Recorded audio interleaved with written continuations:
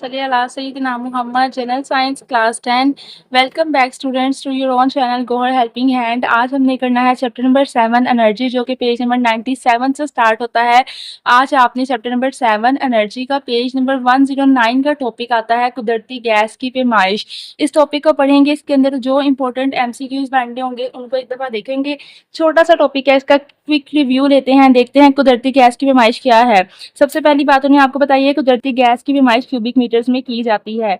इसकी एमसीक्यूज जो है वो तैयार कर लें, यहाँ पे लिख लें एमसीक्यूज और मुझे याद करके बता दें कि जब भी आपसे सवाल पूछा जाएगा गैस की पैमाइश किस में होती है तो आपने कहना है क्यूबिक मीटर्स में। आगे से फिर एक लाइन पढ़ते हैं, मीटर में से गुजरते हुए गैस एक खर्ची को घुमाती है। यानी मीटर है ना, इसके अंदर एक खर्ची, एक चिप लगी होगी। जितनी जितनी गैस गुजरती जाएगी ना, वो डिस्क उतनी घूमती जाएगी।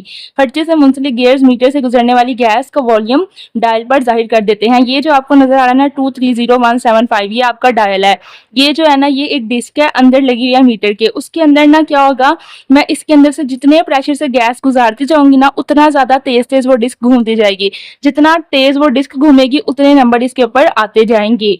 ये बात उन्होंने आपको बताई है। आगे बढ़ते हैं। अगरचे पेट्रोल, डीजल और कुदरती गैस वॉल्यूम के यूनिट में मापे जाते हैं। अब आपको पता चल गया कि पेट्रोल, डीजल और कुदरती गैस वॉल्यूम का यूनिट जो होता है ना, वही इनका यूनिट होता है। वॉल्यूम का यूनिट क्या होता है? वॉल्यूम का यूनिट होता है क्यूबिक मीटर। और क्योंकि इनका वजन होता है ना, गैस का क्या होता है? वजन। पेट्रोल का क्या होता है? वजन। वॉल्यूम होता है। डीजल का क्या होता है? वॉल्यूम। तो जो वॉल्यूम का यूनिट है वही इनका यूनिट है। लेकिन ये ईंधन एनर्जी के यूनिट में भी मापे जा सकते हैं। इनको दो यूनिट में मापा जा सकता है। एक तो वॉल्यूम के यूनिट में। वॉल्यूम का यूनिट क्या है? वॉल्यूम का यूनिट है क्यूबिक मीटर। चाहे तो इसके अंदर इनको मेजर कर लें। अब हम दूध लेने जाते हैं, हम किलो में लेने जाते हैं ना, हम फल लेने जाते हैं, हम दर्जन में लेने जाते हैं ना, केले वगैरह, ये यूनिट होता है। तो इस तरह से हम गैस लेने जाते हैं ना, तो हम क्यूबिक मीटर में लेने जाते हैं, इतने क्यूबिक मीटर गैस दे दें। जो हमारे घरों में हम किलो गैस भरवाते हैं ना, वो सिर्फ हमारी अपनी जुबान है, लेकिन असल होता है कि क्यूबिक मीटर में इतने क्यूबिक मीटर गैस भर दें। अब हम दूसरा यूनिट भी इस्तेमाल कर सकते हैं। एक तो हो गया वॉल्यूम का। ये क्यूबिक मीटर असल में वॉल्यूम का यूनिट है, लेकिन इन्हें पेट्रोल, डीजल, कुदरती गैस के लिए भी इस्तेमाल किया जा सकता है। दूसरा होता है एनर्जी का यूनिट। एनर्जी का यूनिट क्या है? यहाँ पे लिखा हुआ है आजकल गैस के बिल क्यूबिक मीटर्स की बजाय बीटीयू की बुनियाद पर वसूल किए जाते हैं। ये इंपॉर्टेंट, ये जो है एमसीक्यूज है कि बीटीयू क्या है। आपने बताना है कि बीटीयू क्या है। बीटीयू है ब्रिटिश थर्मल यूनिट। आपने याद रखना है, बी से ब्रिटिश, टी से थर्मल और यू से यूनिट। ये एनर्जी का एक यूनिट है जिससे ब्रिटिश थर्मल यूनिट कहा जाता है।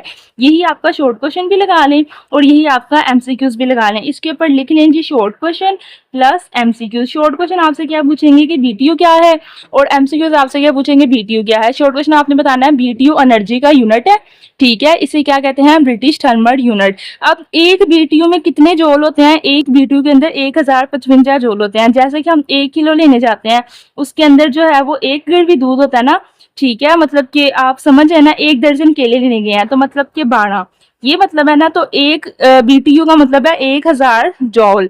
1000 जोल लेंगे, 1000 उसके ऊपर 55 जोल लेंगे तो एक बीटीयू बनेगा। ये भी आपका एमसीक्यूज आ गया कि एक बीटीयू में कितने जोल होते हैं? 1055 जोल।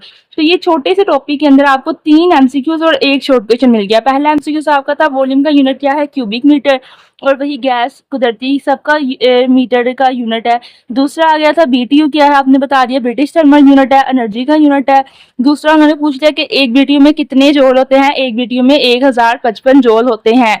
तो कितनी आसानी से आपने छोटा सा टॉपिक पढ़ लिया इजी तरीके से गोहर हेल्पिंग हैंड से। अगर आप खुद होते आप इसको इग्नोर कर लेते। अगर आप चाहें इसको शॉर्ट क्वेश्चन के लिए याद करना या लॉन्ग क्वेश्चन के लिए इतना इंपॉर्टेंट नहीं है, बस इसको इतना आपने पढ़ लिया यही काफी है। जो इंपॉर्टेंट लॉन्ग है इस चैप्टर के, चैप्टर नंबर 7 के, मैं आपको साथ साथ करवाती जा रही हूँ और बताती जा रही हूँ। ये था आज का लेक्चर।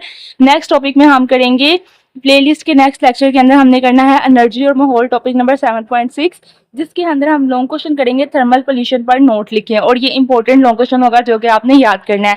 आज का टॉपिक याद करने के लिए नहीं, सिर्फ समझने के लिए था, और उसके अंदर 2 एमसीक्यूज, एक शॉर्ट क्वेश्चन थे। कैसा लग रहा है आपको गोहर हेल्पिंग हैंड के साथ जनरल साइंस पढ़ना? अगर आपने ये प्लेलिस्ट नहीं देखी चैप्टर नंबर 7 की, तो अभी जाएं और मेरी चैप्टर नंबर 7 की प्लेलिस्ट को देखें और मुझे बताएं कि हर टॉपिक कितने अच्छे तरीके से आपको समझाया गया, उसके अंदर कटिंग करवाई गई है, आंसर लगवाए गए हैं लॉन्ग क्वेश्चन के, और हर टॉपिक को आसान करके आपको बताया गया है। ये देखें, ये सारे वो लोग हैं जिनके अंदर मैंने कटिंग करवाई हुई है। ये सारी वीडियो चैनल के ऊपर अपलोडेड है, प्लेलिस्ट में जाके देखें। इस तरह से कटिंग करके अपने सवालों के निशान लगा लें। खुदा हाफिज। और हमेशा याद रखिएगा, जनरल साइंस होगी, पाकिस्तान स्टडीज हो गया, मैथमेटिक्स हो गया, इन सब के लिए बेस्ट चैनल हमेशा से कौन सा था? Gohar helping hand.